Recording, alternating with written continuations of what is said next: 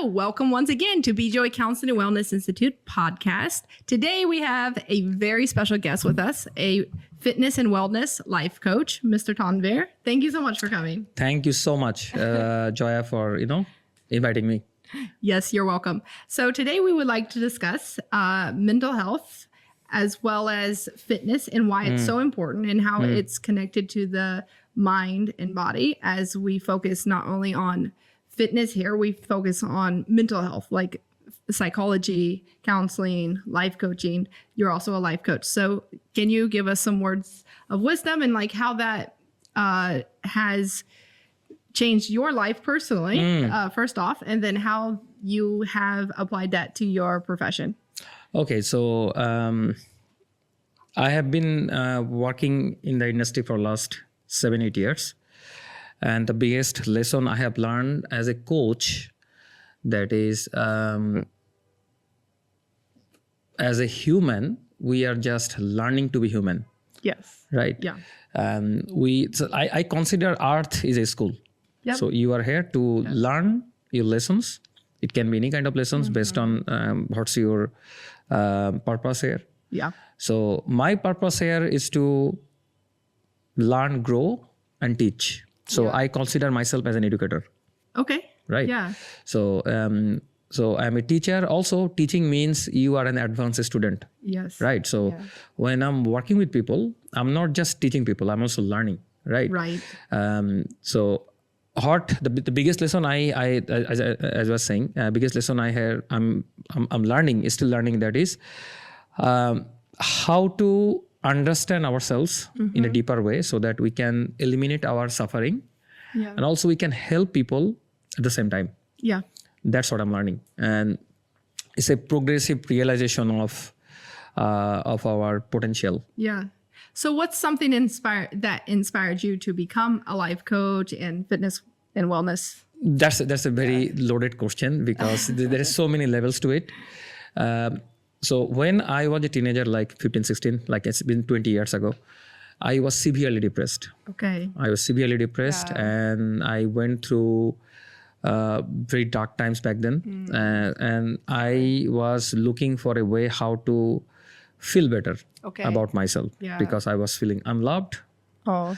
I was feeling that I'm not in the right place. I was feeling that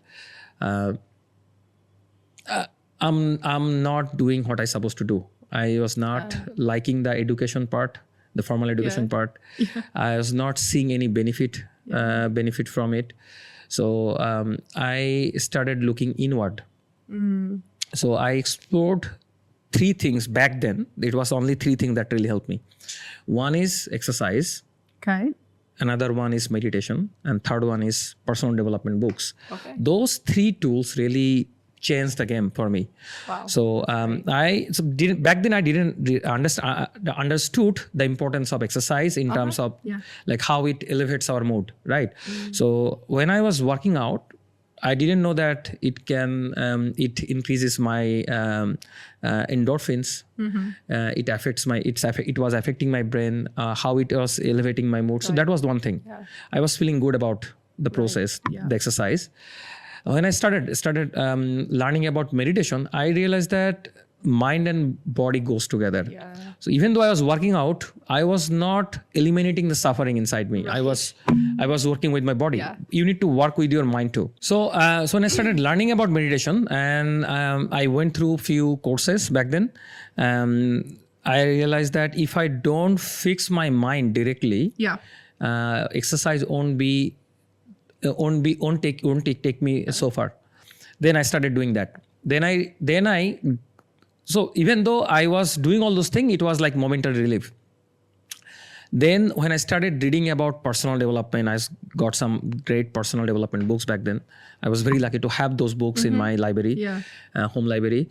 And I started to understand that I am not the only one who was going through this. There are other people who went through this, who mastered this process. They mastered their body and mind. And I saw that light at the end of the tunnel, that there is a way, people have done it. So I started learning more about personal development, how the mind works, how mind and body is interconnected, how we can work on both of these things. Also, I had some very big questions about life from like when I was 15, 16. I think before that was, what is life? What is happiness? Why I'm here? What I supposed to do? Because when I was watching the other people, like from people from my family and my friends, I didn't see any point why they do what they do, and nobody has any answer for it. So those questions were like, I was getting a hint that you can get those answers by working with yourself. Yeah, that's great. And digging deeper and finding out the answers. So those three things really helped me back then. Then when I was growing up, when I was like 29, 30, when I started working out seriously, some people came to me and said, hey, Bhaiya, why don't you help me with exercise? Because you are really, I can see that you are doing good. And I started teaching them, and they started doing good. And they started to pay me. Right. So somebody one day someone tell me, why don't you teach me what you know? I'll pay you.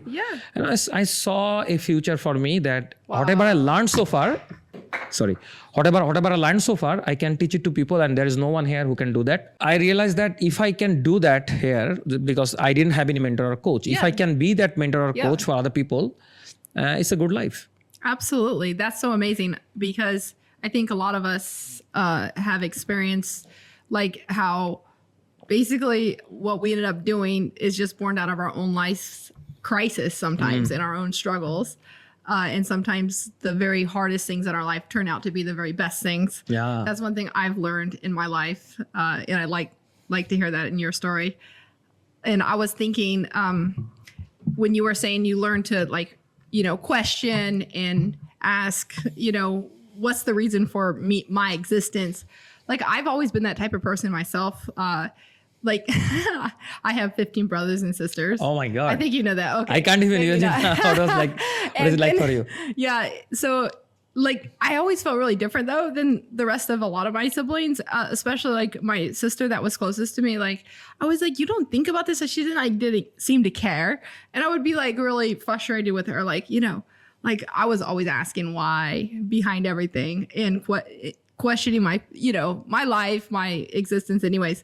But I'm thinking those type of people like end up becoming a little bit more like you and I, like it's sort of a certain what was type it of like? people. Like when did you started to learning about all those things? I mean, does it happen like a no, that's the thing. I mean, like what you're saying, it just happens like so slowly, right? It's sometimes okay, I'm gonna try to say my favorite quote. I might say it wrong.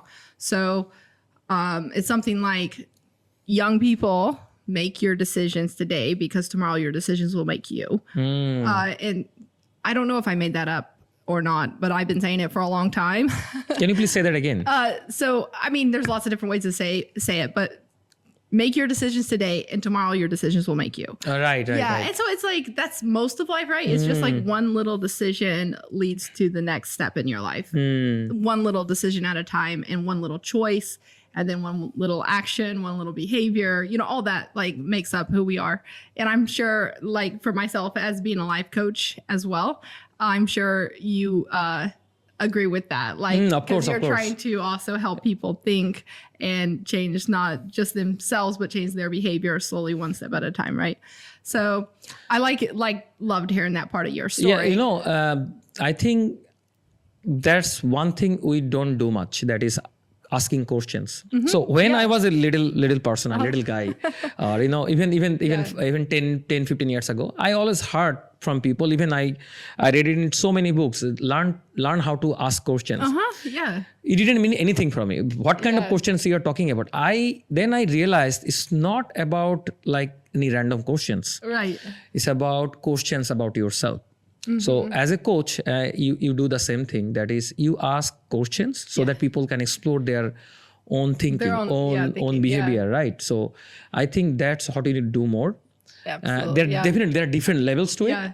Yeah, absolutely. Yeah. Isn't it fascinating how actually as a life coach, like people, you can ask them just a question and it's something that they're already doing, but they don't know what they're already doing. Or they already have so much within them, but they don't know that. So it's helping people discover like what they are capable of, which is actually people all like most of the people, I think all the people, we already know what we need to do, because we are caught up in so many thoughts, so many multiple decisions or stimulation, I would say.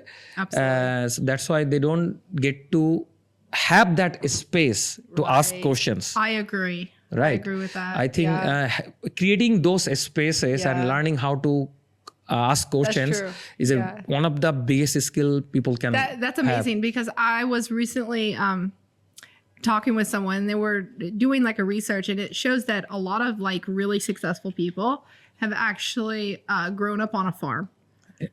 Wow. Yeah. And if you look at the really successful people out there, often, like I can't remember the percentage of them, but grew up on a farm or grew up without a lot of resources. And like I grew up on a farm. So like I value that as well. Like I think about all the time I had to think and, you know, in nature and like to experience that. And so I know what you're saying is so important, because I think if I have had this life now that young people have with all the busyness and dim scrolling and like I don't think I would be who I am today.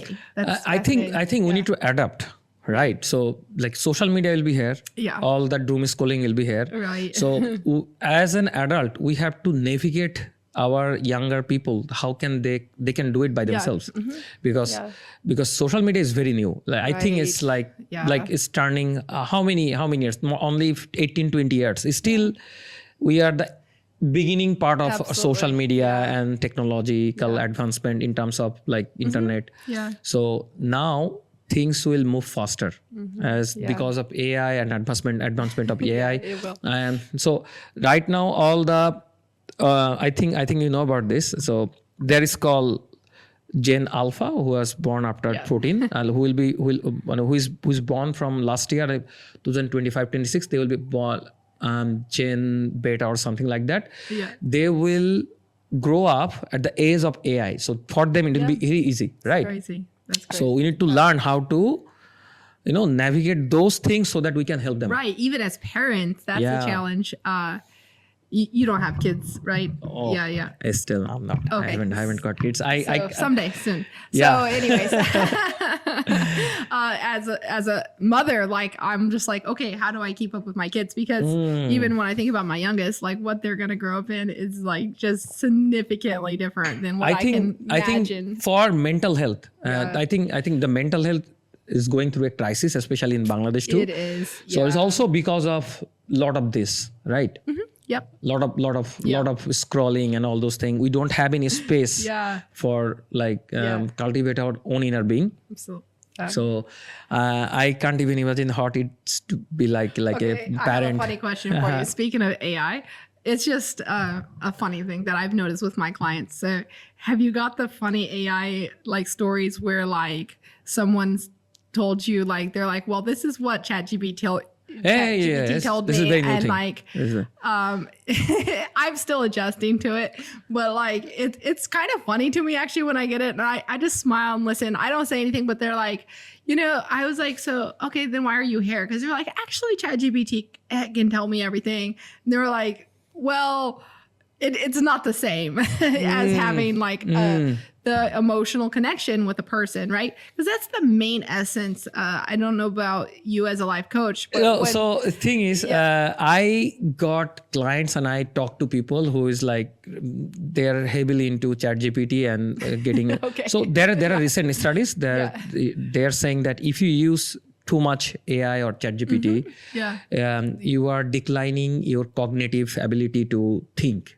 That is true. Right. Absolutely. Yeah. And so I understand that we have a hunger for information, and so much information is just hoarding information. Yeah. Right.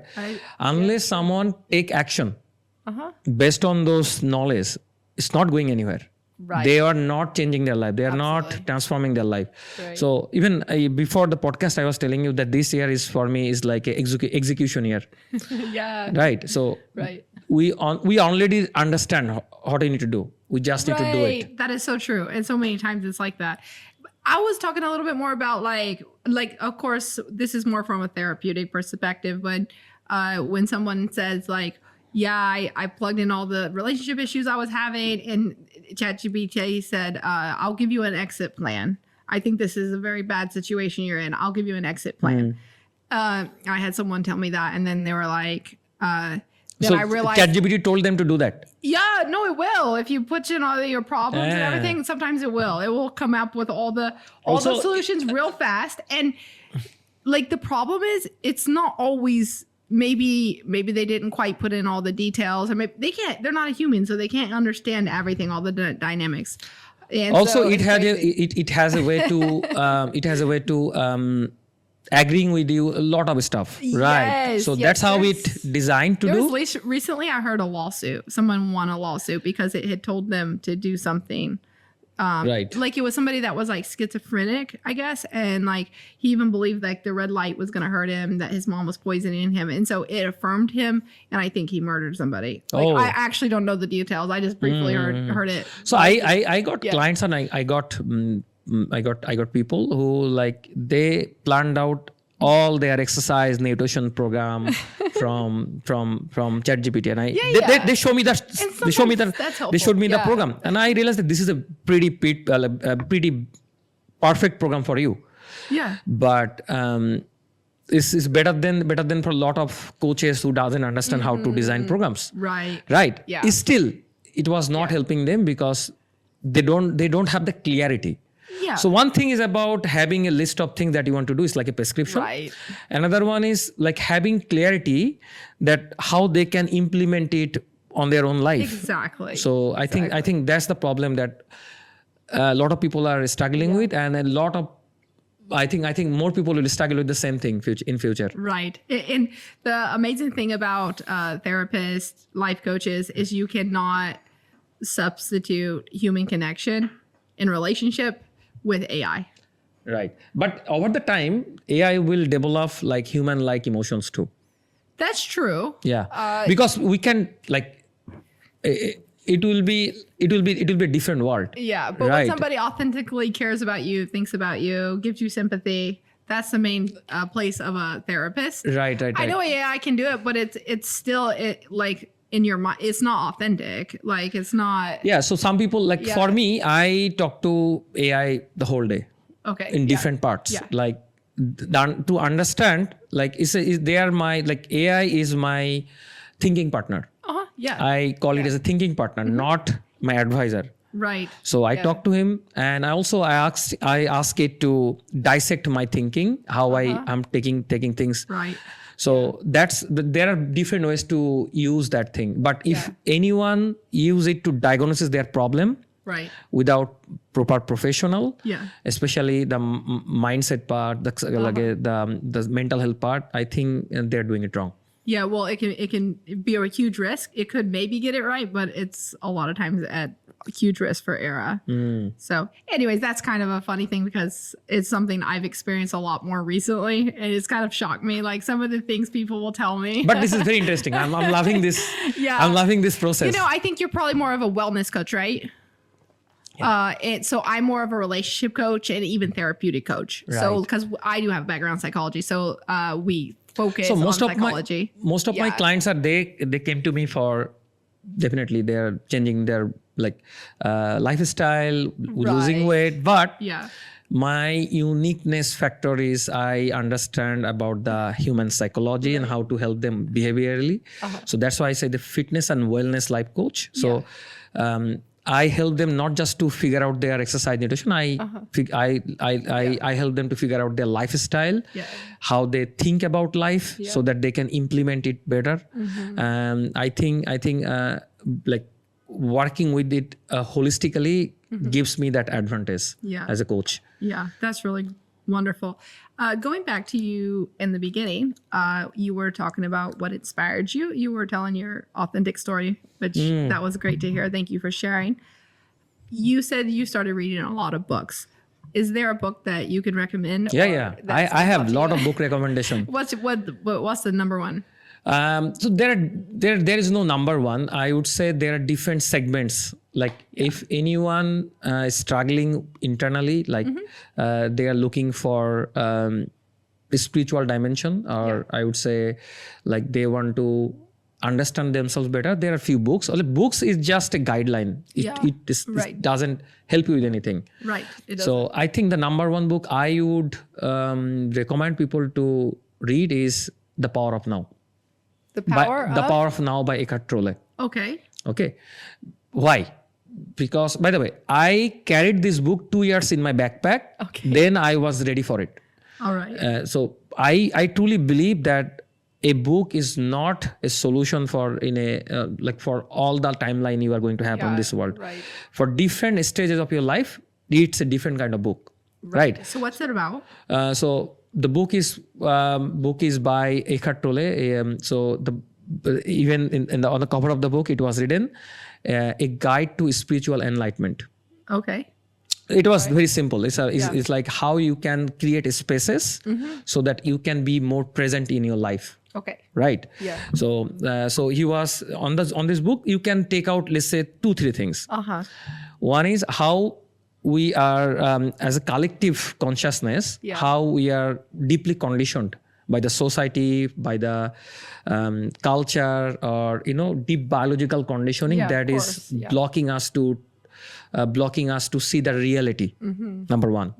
Second one is how when you understand that, you need to explore where are you in terms of your consciousness level. Right. So are you always in the future or past, or you're living in the present? Okay. And the Eckhart Tolle gave you like few practices to do that. Yeah. That's actually the 3 things. Wow, that's amazing.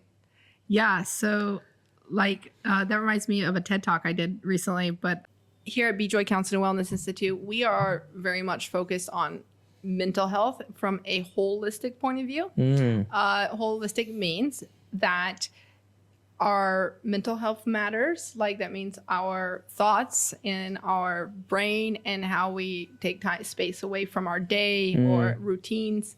And then that is very much connected to fitness or working out, nutrition. And you are a very big specialist in that area of nutrition and working out, and a life coach in that area.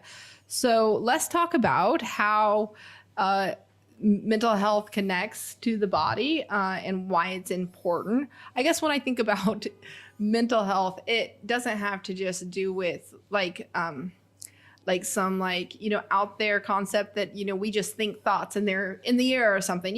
Some people can have these feelings, right? Well, it's actually our brain. Our brain has what we call, as psychologists, pathways, or you can call them roads. And one cool example that I would give of the brain, if I'm talking about the brain and how it functions, is you think about like a rice field. So you'll see a road that's really big and either tractor's been driving on it, people been walking on it. So it's like, isn't it going to be natural to walk down that road, right? If you're walking through that field, you're going to walk through that field, right? So if that's a bad place to walk on, like in your brain, or it's a bad road that's been created in your brain through trauma, fear, being scared, your nervous system being hijacked and overwhelmed, or you're in fear, like trauma. If you're scared all the time, you're going to be like this. And so you're probably going to have back issues, or there's different things. So I'm going to get into that in a minute, just asking you about the body and how it's related. So if you think about it, your brain is like that. There's roads inside, or pathways, or trails, whatever you call it. And so in order to create a new pathway in your brain, and this is neuroscience and all that, we have to take, it doesn't happen overnight, number one. So if you go into the emergency room and you have, a slip disc,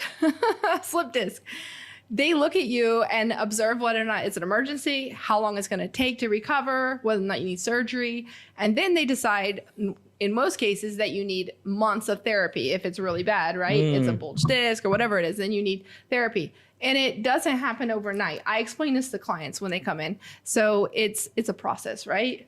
And it's very important, I think, for our audience to realize that it's very normal. It's like when you go to the hospital and you need something done to you and the doctors are going to observe you, they're going to give recommendations. Well, for counseling and psychology and coaching, like it's very similar. Like you're taking care of your brain, the mental part of you, the mental health. Now it does really does go like lead to the area of behavior. Like for coaches work on that a lot. Like you said on our Rise Above All speech, it takes 66 days. Right.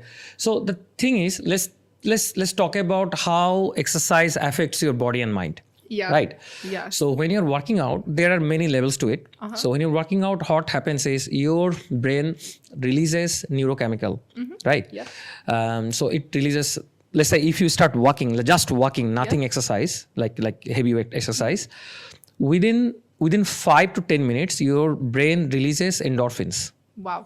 Endorphins is like it changes your mood. Yeah, those are like the love right. emotions. People so really just by walking, people can change their state of mind.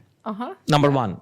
What can happen is, another thing happen, if you work out for some time, your brain secretes BDNA, brain-derived neurofactor. What it does is like a fertilizer for your brain. It grows new brain cells, it repairs new brain cells. It's like it's a fertilizer. And if you understand the neuroplasticity, like after 25 years old, you don't have that much neuroplasticity that when you are like 7, 8 years old, right?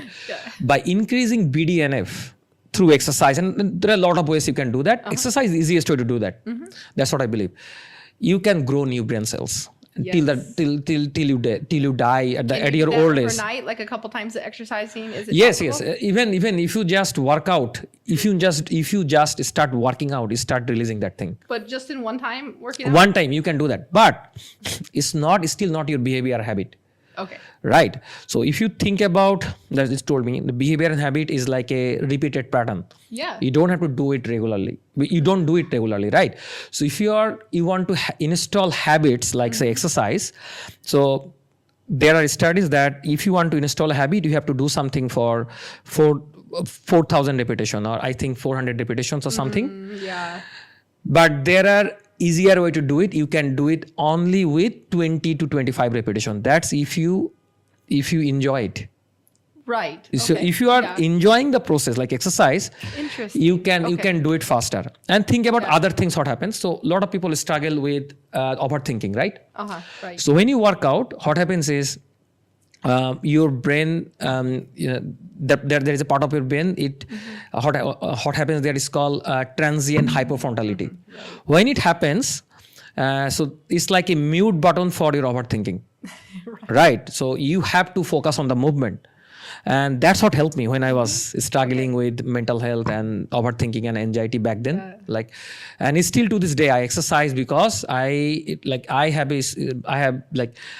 a lot of ideas. Like maybe I have ADHD or something. So I have to focus on one thing. So when I exercise, it's like a meditation for me.